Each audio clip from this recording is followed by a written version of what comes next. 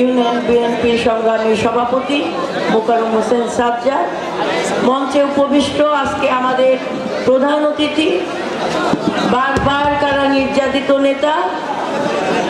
চলমান গণতান্ত্রিক আন্দোলনে যিনি আমাদের নেতৃত্ব দিচ্ছেন, বাংলাদেশ জাতীয়তাবাদী দলের জাতীয় স্থায়ী কমিটির সম্মান, আমার সামনে উপস্থিত বিভিন্ন মুরব্বী এবং সাধারণ, বৃদ্ধাঙ্গুল দেখিয়ে, রাষ্ট্রযন্ত্রকে বৃদ্ধাঙ্গুল দেখিয়ে এবং প্রত্যেকটি সাংবিধানিক প্রতিষ্ঠা তার দলীয় নেতৃবৃন্দদেরকে বৃদ্ধাঙ্গুল দেখিয়ে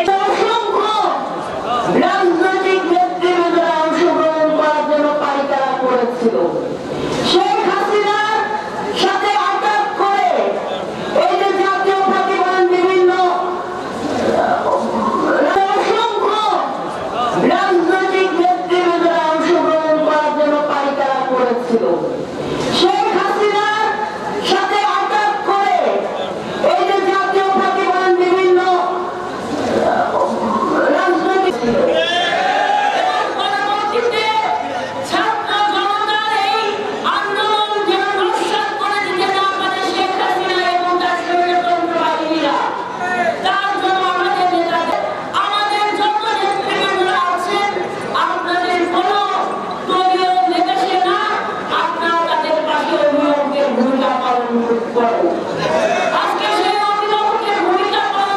প্রাণের নেত্রী,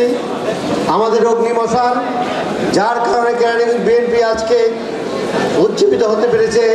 সেই নেত্রী অ্যাডভোকেট নিপুণ রায় চৌধুরী এবং আমাদের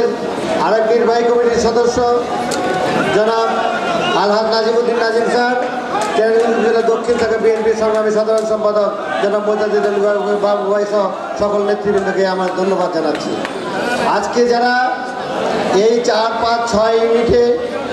যে পথসভা করলেন, সেই পথসভায় আপনারা অনেক কষ্ট স্বীকার করে আমাদের পথসভাকে সাফল্যমণ্ডিত করেছেন।